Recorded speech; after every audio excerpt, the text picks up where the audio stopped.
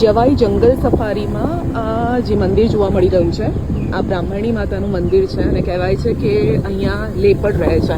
આખો જે પહાડ છે ત્યાં ઘણી બધી કેવ્સ આવેલી છે અને ત્યાં લેપર્ડ્સ રહેતા હોય છે એવું કહેવામાં આવે છે.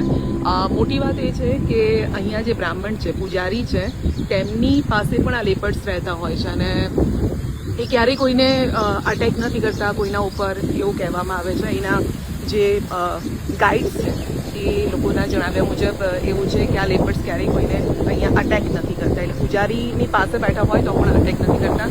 અને અહીંના લોકોના કહેવા મુજબ આ બ્રાહ્મણી માતાનું મંદિર છે.